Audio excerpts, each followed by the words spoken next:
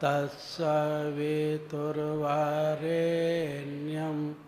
भर्गो देवस्य धीमहि धियो यो नः प्रचोदयात्।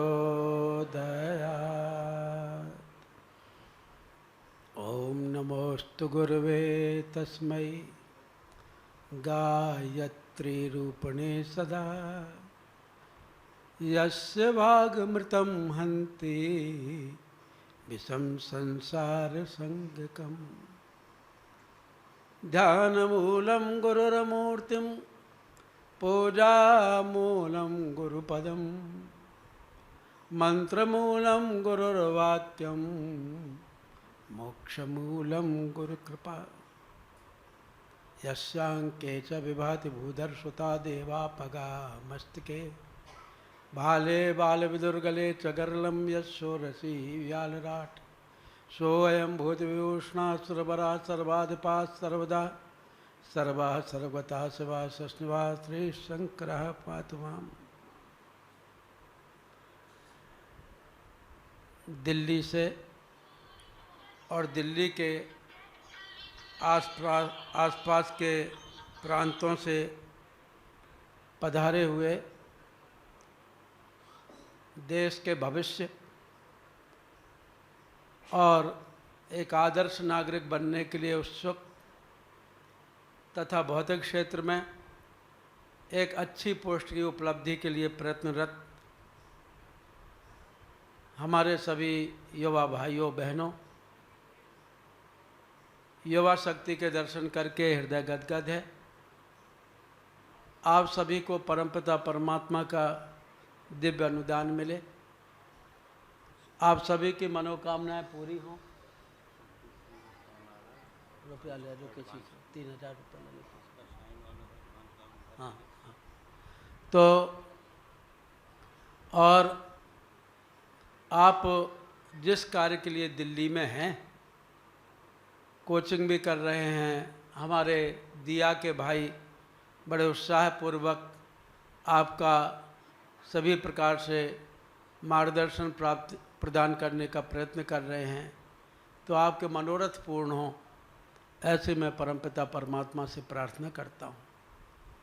अभी अभी भाई आशीष सिंह जी ने जैसा कहा कि महाविद्या पर और विशेषकर महाविद्या गायत्री पर मुझे कुछ आप लोगों के सामने उद्बोधन देना है। तो आप जानते हैं, आप वैसे तो ये सोच रहे होंगे कि हम कहाँ फंस गए, पीले कपड़ेधारी आदमी, कहीं भक्ति की ज्ञान की बातें तो नहीं करेंगे, कहीं कोई मंत्र तंत्र तो नहीं बताएंगे, कहीं कोई भजन कीर्तन की तो बात नहीं करेंगे। तो जैसा कल से आप आए हुए हैं और जैसा आपको विदित होगा कि यहाँ पर हर आदमी बौद्धिक वर्ग का हर व्यक्ति रहता है।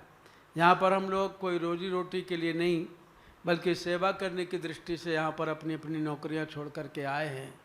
और परम पूज्य गुरुदेव ने जो विशुद्ध वैज्ञानिक अध्यात्मवाद की चेतना जन जन के अंदर संचरित की है, उसी के कुछ कण, उसी कुछ बिंदु आप लोगों तक पहुँचाने का प्रयत्न करेंगे। तो बंधुओं, जहाँ तक महाविद्या का प्रश्न है, 3 प्रकार की विद्याएँ इस दुनिया में हैं। एक विद्या है जिसके विषय में कहा गया विद्या ददाति विनयम, विनयम ददाति पात्रताम, पात्रताम धनमापनोति, धनात् धर्मा तथा सुखम। सुख और शांति की मूल है विद्या। विद्या का मतलब है समग्र मानवीय गुणों को जीवन में विकसित करना, ये विद्या है। विद्या और शिक्षा में अंतर है। शिक्षा का मतलब है एजुकेशन, और एजुकेशन का मतलब है मात्र जानकारी। RAT रेट माने चूहा, CAT कैट माने बिल्ली, DOG डॉग माने कुत्ता, हॉर्स मतलब घोड़ा, एलिफेंट मतलब हाथी, पीपल मतलब मनुष्य, स्टूडेंट मतलब विद्यार्थी, टीचर मतलब अध्यापक। मात्र हमको जानकारी मिली शिक्षा के माध्यम से। अगर हमने भूगोल पढ़ा तो पता चला कि भारत का कैसा क्लाइमेट है और भारत में कितनी नदियाँ पहाड़ हैं, भारत में कहाँ कहाँ कैसी कैसी धरती है। अगर हमने हिस्ट्री पढ़ी तो मात्र जानकारी मिली कि पानीपत का युद्ध कब हुआ और बाबर कब आया अकबर और महाराणा प्रताप का युद्ध कब हुआ, या राणा सांगा या बाबर का युद्ध कब हुआ, या तुगलक ने दौलताबाद से दिल्ली, दिल्ली से दौलताबाद कितनी बार आवागमन किया, मात्र जानकारी मिली। यदि हमने साइंस पढ़ी तो पता चला कि बैरोमीटर क्या होता है, थर्मामीटर क्या होता है, ऑक्सीजन के क्या लाभ हैं, कार्बन डाइऑक्साइड की क्या हानियाँ हैं, मात्र जानकारी मिली। लेकिन विद्या किसको कहते हैं? सा विद्या या विमुक्ति। शिक्षा अलग है और विद्या हमारे अज्ञान के बंधनों को काटती है। एक है विद्या और एक है महाविद्या। इस मनुष्य जीवन का सबसे बड़ा लक्ष्य है ईश्वर की प्राप्ति, और ईश्वर की प्राप्ति किसी उसमें राम जी के रूप में या कृष्ण जी के रूप में या शंकर जी के स्वरूप में प्राप्त नहीं हो जाएगी। ईश्वर की प्राप्ति का मतलब है कि सद्गुणों के समुच्चय का नाम परमात्मा है, आदर्शों के जखीरे का नाम भगवान है। तो आदर्शों और सिद्धांतों की ओर मनुष्य उन्मुख हो और परमात्मा की प्राप्ति एक दिव्यता के रूप में हमको प्राप्त हो। इस जीवन, मनुष्य जीवन का लक्ष्य यही है कि हम परमात्मा की प्राप्ति करें। लेकिन परमात्मा की प्राप्ति स्वार्थी आदमी को नहीं होती। आज तो जहाँ पर देखो वहाँ पर सुर नर मुनि सबकी यह रीति, स्वार्थ लाग करही सब प्रीति। बेटे को बाप से, बाप को बेटे से यदि कोई स्वार्थ ना हो तो वो एक दूसरे से बात भी ना करें। भाई को भाई से, भाई को भाई से यदि स्वार्थ ना हो तो वो एक दूसरे की तरफ मुँह भी ना करें। पत्नी को पति से, पति को पत्नी से यदि कोई स्वार्थ ना हो तो वो एक दूसरे, एक छत के नीचे रह कर के भी एक दूसरे से बात ना करें। हर आदमी स्वार्थ के डोरी से बंधा हुआ है और स्वार्थी आदमी को परमात्मा की प्राप्ति नहीं हो सकती। वह होता है परमार्थी, और महाविद्या आदमी को परमार्थी बनाती है, जिससे कि हमें कोई ईश्वर तत्व की प्राप्ति होती है। और एक होती है अविद्या, जो इन दोनों के सामने एक पर्दा खींच देती है। मेरे पीछे फोटो लगा हुआ है और ये बैनर लगा हुआ है, अगर इसके सामने पर्दा खींच दिया जाए या मेरे सामने पर्दा खींच दिया जाए तो मैं भी बैठा हूँ और ये बैनर भी लगा हुआ है, लेकिन पर्दा आ गया, इसलिए होते हुए भी वह दिखाई नहीं दे रहा है। इसी प्रकार अज्ञान का पर्दा हमारे सामने खिंच चुका है, इसलिए हम विद्या और महाविद्या को नहीं समझ पा रहे हैं। और ये विद्या भी अकेली नहीं आती, विद्या भी अपने 3 पुत्रों को लेकर के आती है, और ये अविद्या भी नहीं आती, अविद्या भी अपने 3 पुत्रों को लेकर के आती है। 3 का अस्तित्व हमेशा रहा है आस्त्री शक्ति का, जिसे आप जानते हैं कि सतयुग में त्रिपुरासुर नाम के 3 राक्षस थे। एक सोने के महल में रहता था, एक तांबे के महल में रहता था और एक चांदी के महल में रहता था। तब भगवान श्री शिव ने ज्ञान, वैराग्य और भक्ति का त्रिशूल निर्मित किया और तीनों की पुरियाँ उजाड़ी। फिर त्रेता युग में भी 3 राक्षसों का प्रादुर्भाव हुआ, 3 राक्षस उत्पन्न हो गए, रावण, कुंभकर्ण, मेघनाथ।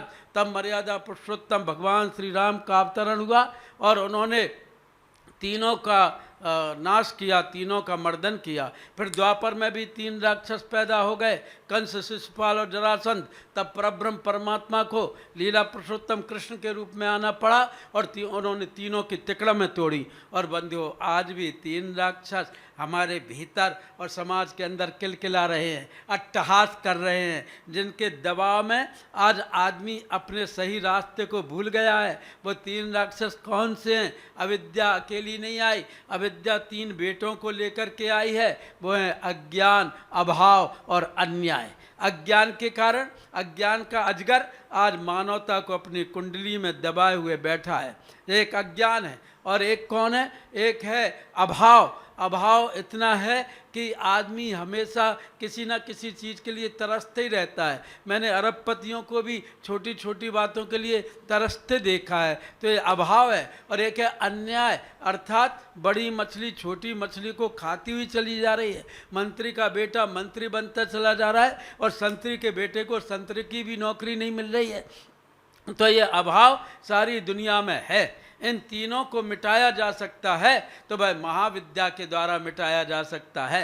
आज महाविद्या आवश्यक है क्योंकि अज्ञान अपनी जड़ जमाए बैठा है। मैं एक किसी अज्ञान की क्या बात करूं? आप सभी पढ़े लिखे भाई बहन मेरे सामने युवा शक्ति के रूप में विराजमान हैं। आप सब जानते हैं कि आज धार्मिक अज्ञान पाखंड के रूप में कितना फैल गया है। आज राजनीतिक अज्ञान कितना बढ़ता चला जा रहा है। हम अपनी वोट की रोटियां सेंकने के लिए और जाति पात का जहर घोलते चले जा रहे हैं। आज साहित्यकार को जो साहित्य लिखना चाहिए था वह न लिख करके कैसे हमारे युवाओं को गुमराह कर रहा है। आज नशा कितना बढ़ता चला जा रहा है। आज आदमी किंकर विमूढ़ की स्थिति में होता हुआ चला जा रहा है। और हमारी स्थिति ठीक वैसे ही हो गई जैसे एक शेरनी अपने बच्चे को जंगल में जन्म देती है।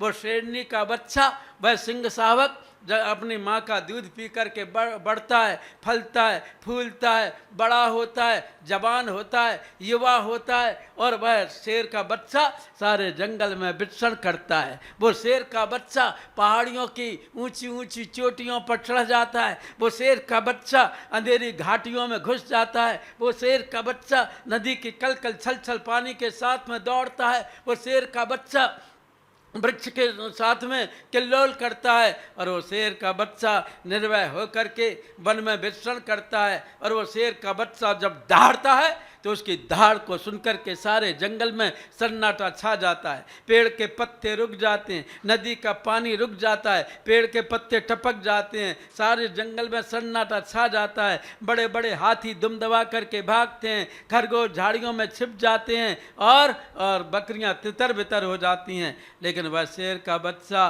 दुर्भाग्य उसका कि शिकारी आता है, जाल फैलाता है, जाल में उसको बांध दिया जाता है। बांधने के बाद उसको सर्कस में बेच दिया जाता है। सर्कस में बेचने के बाद उसको लोहे के पिलने में बंद कर दिया जाता है। और सर्कस का रिंग मास्टर जब शेर की पीठ पर कोड़ा मारता है तो वो उस शेर की दहाड़ म्याऊं में बदल जाती है। वो बिल्ली का मेमुआ बन जाता है, वो बकरी का बच्चा बन जाता है। क्यों?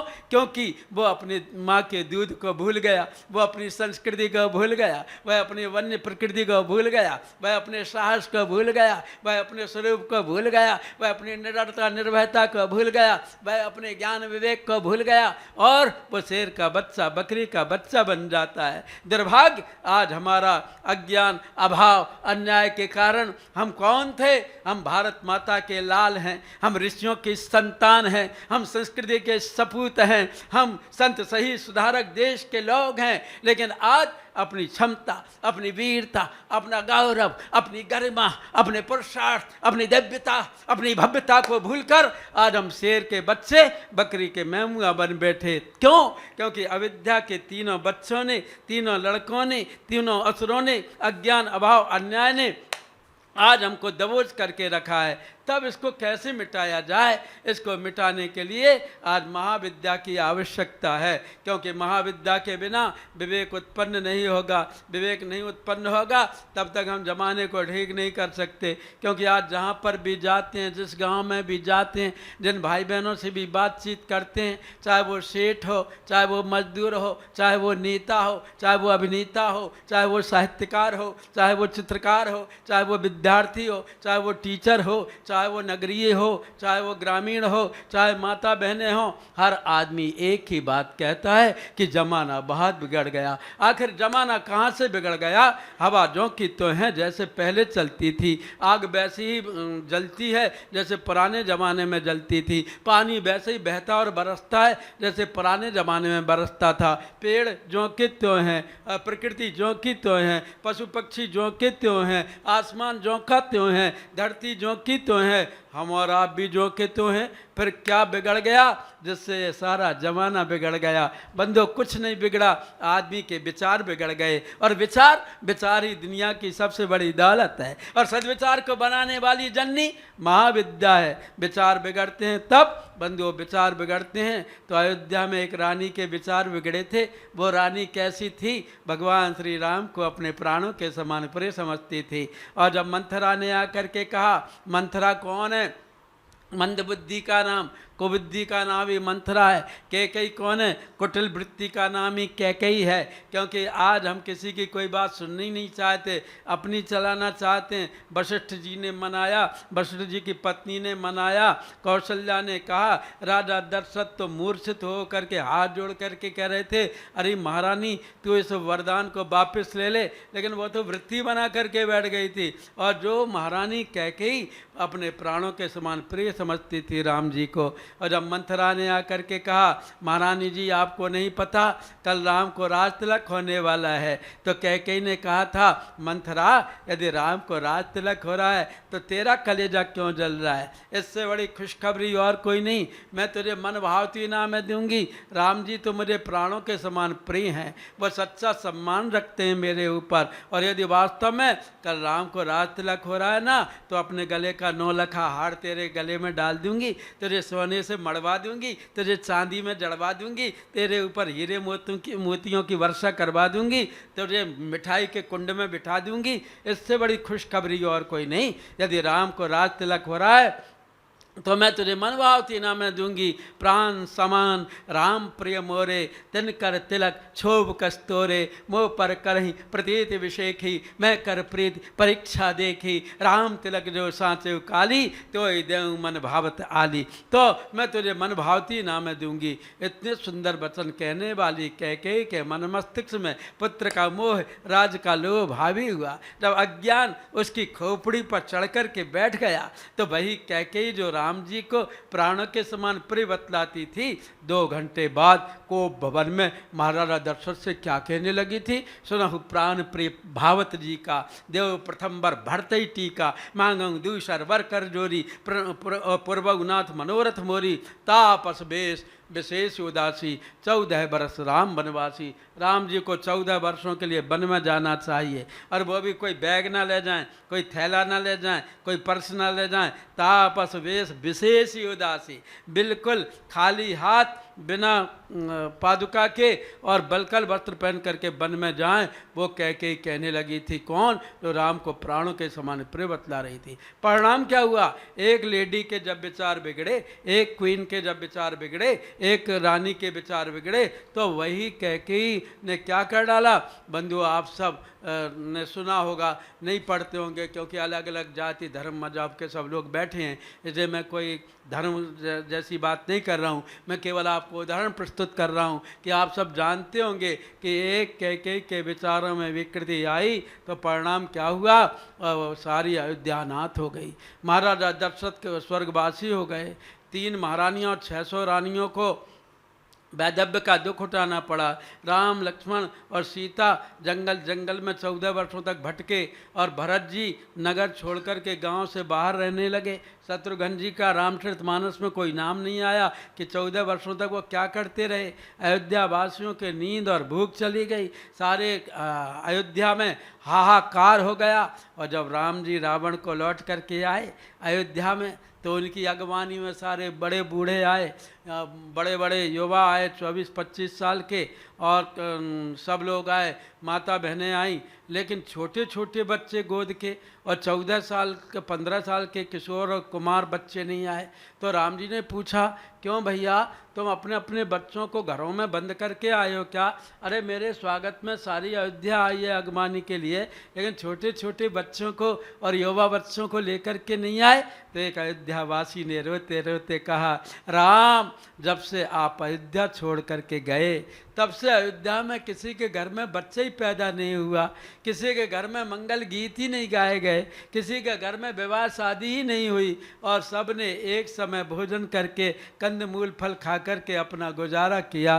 तो बंधु इतनी बड़ी आफत टूट पड़ी थी अयोध्या पर। कब? जब एक रानी के विचार बिगड़े थे। लेकिन अब आज हालत खराब है। उस समय तो एक कोप भवन था अयोध्या में, लेकिन आज तो हमारे मकान का, कमरे, कोठी का, बंगले का हर कमरा को भवन बना हुआ है। किसी कमरे में बैठा बाप आँखें तरेर रहा है, किसी कमरे में बेटा गाली बक रहा है, किसी कमरे में बहू हनुमान जी जैसा मुंह फुलाए बैठी है, तो किसी कमरे में सास गुब्बारे जैसा मुंह फुलाए बैठी है, किसी कमरे में लड़की बक झकझक कर रही है, किसी कमरे में भाभी इसलिए लड़ रही है कि कोई मुझसे घर की चाबी ना ले ले। और आज हर घर को भवन, हर कमरा को भवन बन गया। उस समय तो महाभारत का एक मैदान था, धर्म क्षेत्र कुरुक्षेत्र संवेतायुस्सवा माम का पांडवाश्चय किम कुर्वत संजय। कुरुक्षेत्र में एक मैदान था लड़ाई का, लेकिन आज तो हमारे मकान का हर आंगन महाभारत का मैदान बनता चला जा रहा है। हाँ, हर भाइयों भाइयों में लाठियां भंज रही हैं, गोलियां चल रही हैं, एक एक ईंट की ज़मीन की वजह से मुकदमे चल रहे हैं। ये सब क्या है? ये बंधुओं मैंने आपको बताया कि विकृत विचारों की परिणति है।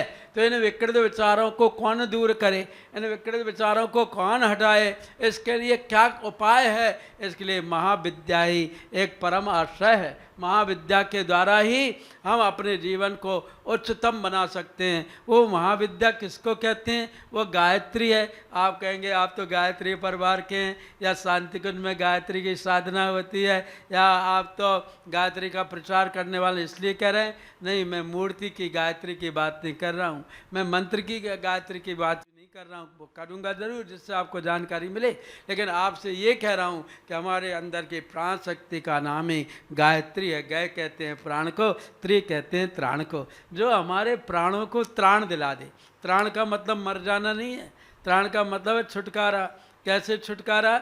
जैसे कोई गाय का बछड़ा घर के आंगन में खूंटे में बंधा हुआ हो और उसके गले से रस्सी खुल जाए, तो जो आनंद उस गाय के बछड़े को आंगन में पूंछ उठा करके उचकने फुदकने में आता है, उस आनंद का नाम त्राण है। आज हमारा मन रूपी गाय का बछड़ा कई प्रकार के खूंटों से बंधा हुआ है। काम, क्रोध, लोभ, मोह, द्वेष, दंभ, भय, ईर्ष्या, असूया, चिंता, अज्ञान, अभाव, अन्याय, जाने कितने खूंटों से हमारा गाय का बछड़ा बंधा हुआ है, मन रूपी गाय का बछड़ा। इसको त्राण दिलाने के लिए जो दैवीय चेतना है, जो हमारे अंदर की अंतर चेतना है, जिसको हम आत्मशक्ति कहते हैं, जिसको हम प्राण चेतना कहते हैं, क्योंकि ये शरीर तो केवल डिब्बा मात्र है।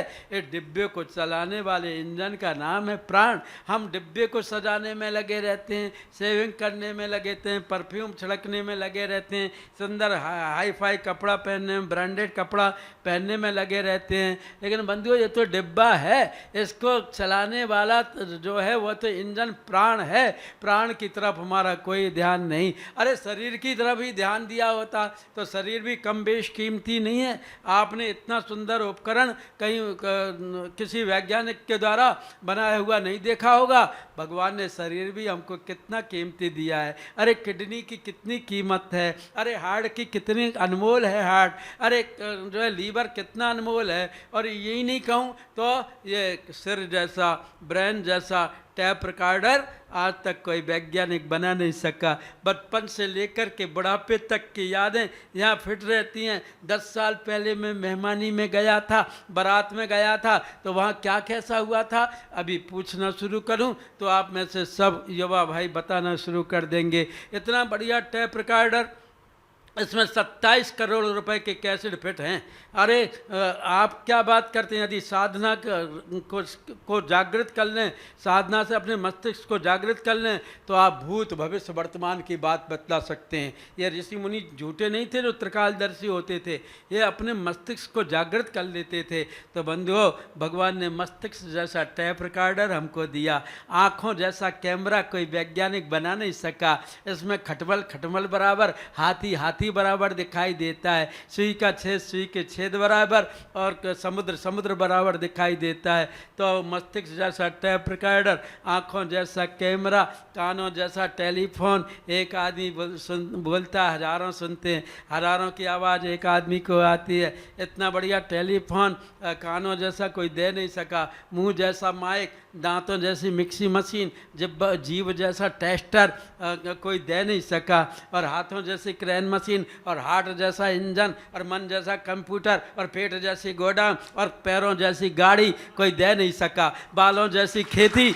और बंधुओं, मैं आपको क्या बताऊं, शरीर जैसा कारखाना आज तक कोई वैज्ञानिक बना नहीं सका। कैसे कैसे इसका प्रोडक्शन बढ़ता चला जाता है, बचपन से लेकर के बुढ़ापे तक हमारा इतना सुंदर कोई कारखाना दे नहीं सका। क्यों दिया था? इसलिए नहीं दिया था कि हम हाथ पर हाथ रखे बैठे रहें, बल्कि हमारे जीवन का उद्देश्य क्या है। जब पढ़े लिखे आदमी से पूछते हैं कि तुमने अपनी ज़िंदगी में क्या किया, तो पढ़ा लिखा आदमी सिर पकड़ करके कहता है जाए। क्या पता साहब कब मेरा जन्म हुआ, कब मैं वहाँ वहाँ करके रोने लगा, कब मैं मम्मी का दूध पीने लगा, कब मैं दूध की बोतल से दूध पीने लगा, कब मैं किलकारियाँ भरने लगा, कब मैं करबटें भरने लगा, बदलने लगा, कब मैं बैठना सीख गया, कब मैं खड़ा होना सीख गया, कब मैं चलना सीख गया, कब मैं उंगली पकड़ करके दौड़ने लगा, कब मैं स्कूल में पढ़ने जाने लगा, कब मैं कॉलेज में पढ़ने लगा, कब जो है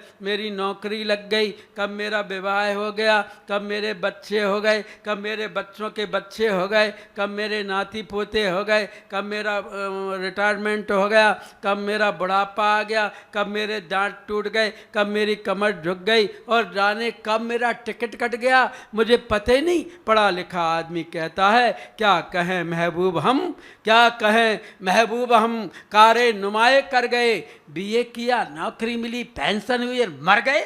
हमारे जीवन का केवल इतना सही उद्देश्य है क्या कि हम पढ़ लिख लें, हम नौकरी कर लें, हम विवाह कर लें, हमारे बच्चे हो जाएं, हमारी कार कोठी आ जाए, हमारा बंगला आ जाए, हम दुनिया के बड़े आदमी कहलाने लगें और इस दुनिया को छोड़ करके चले जाएं? ना ना ना, अरे धर्म भी कुछ है, भगवान भी कुछ है, राष्ट्र भी कुछ है, देश भी कुछ है, संस्कृति भी कुछ है, माता पिता भी कुछ हैं, परिवार भी कुछ है, समाज भी कुछ है, धर्म भी कुछ है, आदर्श भी कुछ हैं, सिद्धांत भी कुछ हैं। कभी हमने सोचा, कभी हम सोच नहीं पाए और वहीं के वहीं कूप मंडूक बन करके रह गए।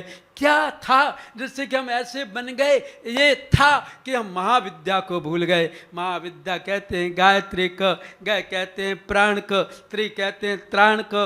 जो देवी हमारे प्राणों में त्राण दे दे, हमारे प्राणों में ऐसी महानता भर दे, सद्बुद्धि भर दे, जिससे कि हम मनुष्य कहलाने काबिल हो जाएं, उस चेतना का नाम महाविद्या था। और ये गायत्री किस रूप में आई? मत रूप में नहीं आई, संप्रदाय के रूप में नहीं आई, धर्म के रूप में नहीं आई, मूर्ति के रूप में नहीं आई, मंदिर के रूप में नहीं आई, कोई आडंबर के रूप में नहीं आई, बल्कि यह गायत्री माता अक्षरों के रूप में आई, जिसको पढ़ करके आप बड़े से बड़े महान आदमी बन जाएंगे। आपकी जो लालसा है वो लालसा पूरी होगी तो गायत्री मंत्र के द्वारा ही होगी। क्यों? क्योंकि मंत्र अक्षर के रूप में पैदा हुआ। भगवान विष्णु क्षीर सागर में सोए थे, उनकी नाभि से कमल का फूल फूटा। यह वैज्ञानिक चित्रण है, यह दृष्टांत के रूप में मैं आपको बता रहा हूँ। ये कमल का फूल नाभि में से निकलना ये कुंडलनी शक्ति का प्रतीक है। और विष्णु कौन है? विष्णु तो इस जगत में संव्याप्त आत्मा है। और ये विधाता कौन है? ये विधाता तो विष्णु रूपी कमल का पराग है, और वो जो कमल पर पैदा हुए संकल्प है। और विधाता ने पैदा होते ही कहा मैं क्या करूं, मैं क्या करूं, मैं क्या करूं। आवाज आई तप तप तप, हे ब्रह्मा तुम तप करो। और तप का मतलब ये नहीं है कि किसी गुफा में जा कर के बैठ जाएं, या अग्नि जला करके उसके बीच में बैठ जाएं, या एक पैर से खड़े हो जाएं, या एक हाथ ऊंचा करके खड़े हो जाएं। बड़ा तपस्वी है, पहाड़ पर ही रहता है। ये तप नहीं है। जो आप कर रहे हैं ये भी तप है। कितना तप कर रहे हैं बताइए? इतना तप कर रहे हैं कि माता पिता ने आपको कितनी आशा भरी नजरों से दिल्ली जैसे महानगर में, अन्य महानगरों में भेजा, और आप दिन और रात एक ही धुन में लगे हुए हैं कि मुझे निकलना है, कंपटीशन में निकलना है, निकलना है। तप इसका नाम है। तप के बिना कुछ नहीं होता। अगर ये मकान कैसे बना? अगर ईंट नहीं तपी होती, भट्टे में से कच्ची ईंटें लगा करके बिल्डिंग में लगा दी जाती, तो ये बिल्डिंग जाने कब की अर्रा के गिर गई होती। ये ईंट तपी तब मकान बना, ये लोहा तपा तब ये स्टैंड, तब ये हैंडल, तब ये रॉड, तब ये माइक, तब ये पंखा बना। अगर नहीं तपता तो लोहे का कोई उपयोग नहीं था। ये प्लास्टिक तपी तब कुर्सी, टेबल, डाइनिंग टेबल बना। ये कैकरी ये कांच तपा तब ये क्रैकरी बनी। बिना तपे कुछ नहीं होता है। सोना तपता है तब जेवर बनता है, चांदी तपती है तब करधोनी और बिछुड़ी बनती है, लोहा तपता है तब स्टील बनता है, मिट्टी तपती है तब सीमेंट बनता है। बिना तपे कुछ नहीं होता। तप बल सृजई प्रपंच विधाता, तप बल विष्णु भय परित्राता, तप बल शंभु करई संघारा, तप बल शेष धरई मई भारा, तब आधार सब सृष्टि भवानी, करौ जाऊ तप असजे जानी। तप के बिना कुछ नहीं होता। तब से ब्रह्मा जी ने सृष्टि बनाई, तब से विष्णु पोषण करता बने, तब से रुद्र संगारक बने, तब से शेषदेव अपने सिर पर धरती को धारण किए हुए हैं, तब ही इस सृष्टि का मूल कारण है। इसलिए बंधुओं, ब्रह्मा जी से कहा तुम तप करो। कहा तप के लिए कोई मीडियम तो चाहिए, कोई माध्यम तो चाहिए। तो आकाश मंडल में एक लिपि उभरी, जैसे आ ई उ ए आई ओ औ अम आह होते हैं, जैसे उर्दू लफ्ज होते हैं, जैसे गुरुमुख लिपि होती है, जैसे ABCDEFG होते हैं, वैसे बंधुओं एक वर्णमाला उभरी और ब्रह्मा जी ने हजारों वर्षों तक उसका चिंतन किया। आज का आदमी गपशप करता है, जैसे अल्पजीवी होता है, लेकिन पुराना आदमी जप तप करता था, जैसे दीर्घजीवी होता था। हजारों वर्षों तक ब्रह्मा जी ने इसका चिंतन किया कि है क्या। तब ये पता चला कि ये तो अनोखा विलक्षण गायत्री मंत्र है। और गायत्री मंत्र किसी धर्म विशेष का मंत्र नहीं है। सद्बुद्धि किसे नहीं चाहिए। एक बेईमान आदमी भी ईमानदार साथी ढूंढता है, एक डाकू भी भरोसेमंद आदमी को अपने साथ में रखता है, एक चोर भी दूसरे चोर को चाहता है कि ये मेरे प्रति वफादार रहे। तो ऐसा कौन आदमी है बुरे से बुरा, अच्छे से अच्छा, जो ईमानदार साथी नहीं ढूंढता हो। तो ये गायत्री मंत्र ईमानदारी का मंत्र है, समझदारी का मंत्र है, जिम्मेदारी का मंत्र है, बहादुरी का मंत्र है, साधना का मंत्र है, स्वाध्याय का मंत्र है, संयम का मंत्र है, सेवा का मंत्र है। ये गायत्री मंत्र तो सद्बुद्धि महाविद्या का मंत्र है। और आज और कुछ हो या ना हो, आज बड़े बड़े बंगले बन रहे हैं, बड़े बड़े बिल्डिंगें बन रही हैं, बड़े बड़े हवाई जहाज बन रही हैं, बड़े बड़े मॉडल के हेलीकॉप्टर बन रहे हैं, बड़े बड़े मॉडल की कारें बन रही हैं, लेकिन आज व्यक्ति निर्माण कहीं दिखाई नहीं देता।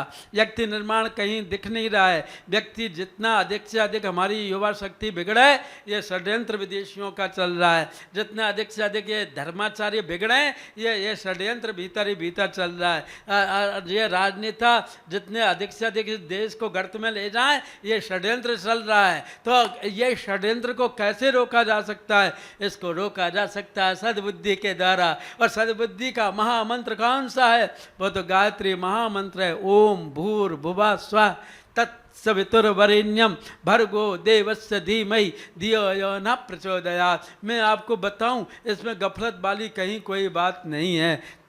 सवितुर्वरेण्यम भर्गो देवस्य धीमहि धियो यो न प्रचोदयात्। मैं केवल इसका आपको मूल भावार्थ बतला रहा हूँ, उसके गहराई में तो जाने का समय नहीं है। 3 बजे तक का टाइम था और मेरी बात रह गई। मैं 3:05 तक ले सकता हूँ।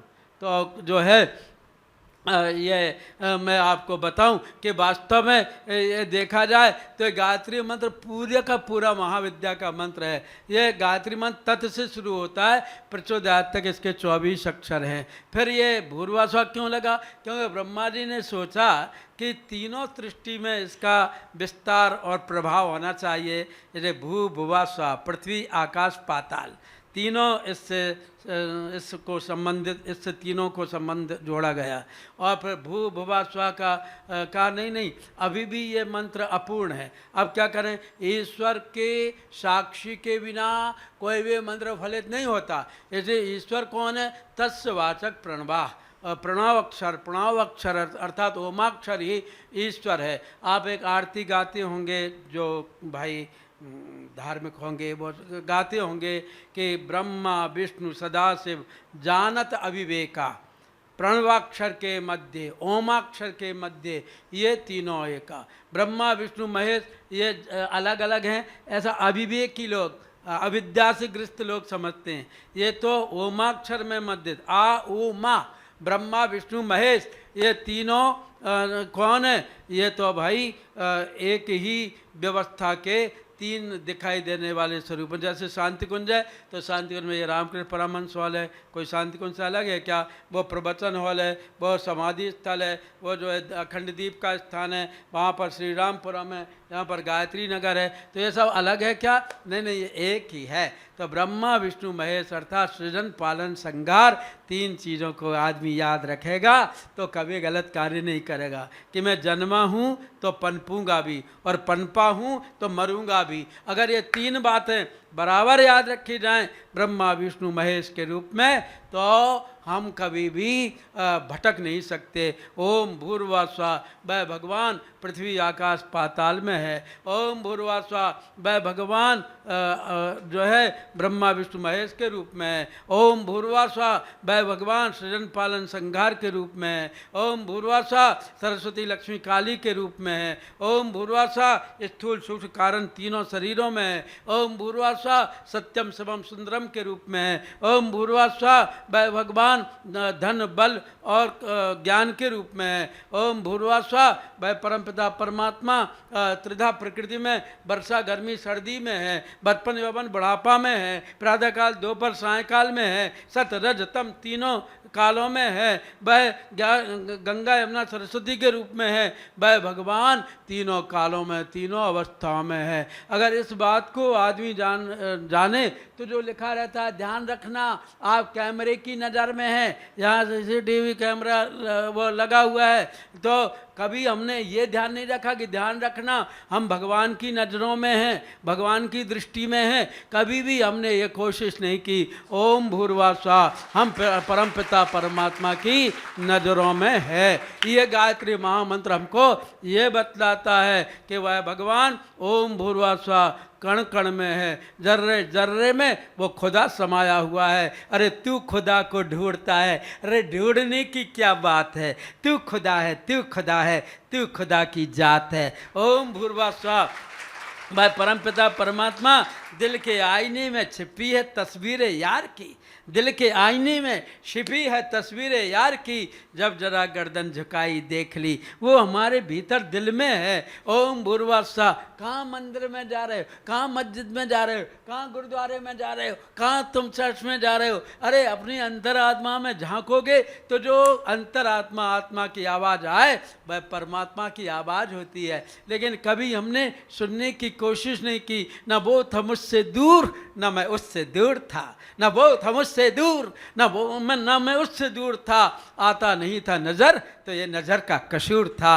ये हमारी ये ईगो के कारण ईगो परमात्मा की प्रतिध्वनि सुनने में हम फेल हो जाते हैं। इसलिए हम अपना भीतर झांकें। वेद कहता है सर्वम खलमिदम ब्रह्म, ईशोपनिषद कहता है ईशावास्मिदम सर्वम यत्किंच जगत्याम जगत तेन तक्तेन भुंजित माँ हृदय कचित् धनम। गीता कहती है सर्वम विष्णुमयम जगत। कुरान कहता है अनलाहक।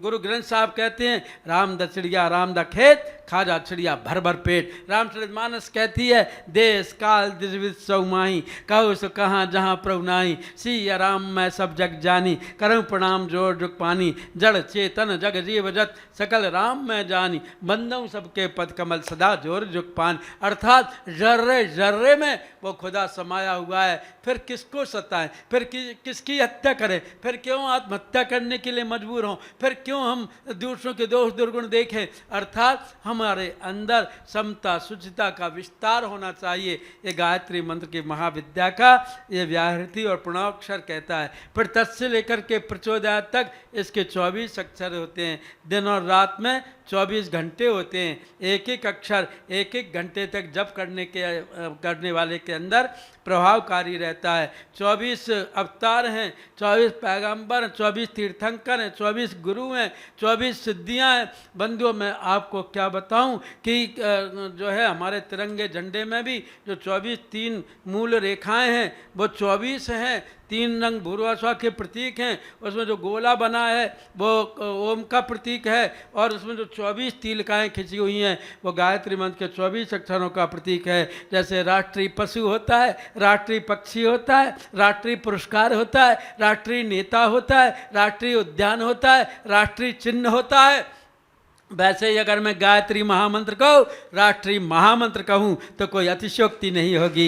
ये हर जाति का मंत्र है, हर वर्ग का मंत्र है, हर भाई का मंत्र है, हर बहन का मंत्र है, हर युवा का मंत्र है, हर वृद्ध का मंत्र है, और चारों तरफ हर व्यक्ति का सद्बुद्धि का यह दिव्य मंत्र है। और बंधुओं इसमें 9 शब्द होते हैं। ये 9 गुण परम पुनीत तुम्हारे नाथ, एक गुण धनुष हमारे। ये 9 शब्द तत् सवितुर्वरेण्यं भर्गो देवस्य धीमहि धियो यो न प्रचोदयात्। ये 9 शब्द हमको 9 रत्न प्रदान करने वाले हैं। ये 9 शब्द 9 रस प्रदान करने वाले हैं। ये 9 शब्द 9 ग्रहों पर कंट्रोल करने वाले हैं। ये 9 शब्द 9 जीवन देने वाले हैं। ये 9 शब्द 9 रात्रियों में सिद्ध होते हैं। ये 9 शब्द 9 दुर्गाओं के रूप में। ये 9 शब्द हमारे जीवन के 9 रस हैं और इनको जगा लिया जाए तो नवदा भक्ति कही गई है। वो नवदा भक्ति के रूप में निरंतर मनुष्य को आस्तिकता की ओर, भगवान के विश्वास की ओर, कर्मफल की ओर, दृढ़ विश्वास की ओर प्रेरित करती हैं। इसलिए इसमें 9 शब्द हैं महाविद्या गायत्री मंत्र में। और बंधुओं, गायत्री मंत्र तो मंत्रों का राजा है। राजा कैसा राजा? जैसे जंगल का राजा शेर है, जैसे हाथियों का राजा ऐरावत है, जैसे घोड़ों का राजा उषित्रवा है, जैसे पक्षियों का राजा गरुड़ है, जैसे नागों का राजा शेषनाग है, जैसे मछलियों का राजा मगर है, जैसे वृक्षों का राजा पीपल है, जैसे फलों का राजा आम है, जैसे फूलों का राजा कमल है, जैसे अस्त्रों का राजा ब्रह्मास्त्र है, जैसे शस्त्रों का राजा वज्र है, जैसे शूलों का राजा त्रिशूल है, जैसे शक्ति की राजा ब्रह्म शक्ति है, जैसे चक्रों का राजा सुदर्शन चक्र है, जैसे तत्वों का राजा आकाश है, जैसे प्रकृति की राजा धरती है, जैसे नदियों का राजा समुद्र है, जैसे पहाड़ों का राजा हिमालय है, जैसे आप जानते हैं इंद्रियों का राजा मन है, जैसे ऋतुओं का राजा बसंत है, जैसे ग्रहों का राजा सूर्य है, जैसे प्राणियों का राजा मनुष्य है, जैसे ब्रह्मांड का राजा परमात्मा है, वैसे मंत्रों का राजा महामंत्र गायत्री मंत्र है। महामंत्र जितने जग माही को गायत्री समनाही,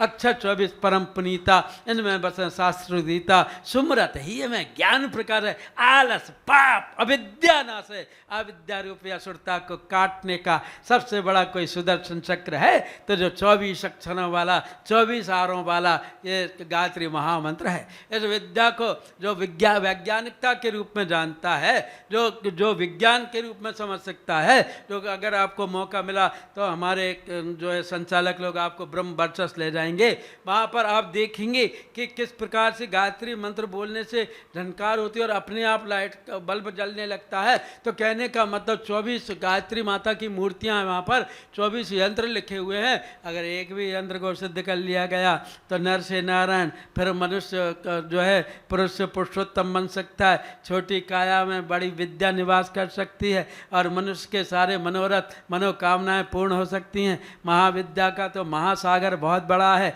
उसकी कुछ बूंदें मैंने आप तक पहुँचाई और ये बूंदें अगर जीवन में उतर गई तो सुनिश्चित रूप से जो आज समस्याएँ हैं, जो आदमी आपाधापी में लगा हुआ है, जो भौतिकता के जंजाल में और भागदौड़ में लगा हुआ है, उसको सुख शांति संतोष आत्मसंतोष का अनुभव होना शुरू हो जाएगा और सुनिश्चित रूप से वह जो कुछ चाह रहा है उसकी चाहना भगवान की कामना में विसर्जित होती हुई चली जाएगी और उसकी मनोकामनाएं पूरी होती हुई चली जाएंगी। इसलिए बंधुओं, मैंने संक्षिप्त रूप में आपको आज की परिस्थितियों से अवगत कराते हुए ये बताने का प्रयत्न किया कि गायत्री महाविद्या ही आज के समय में समस्त समस्याओं का समाधान है। इस समाधान को लेने के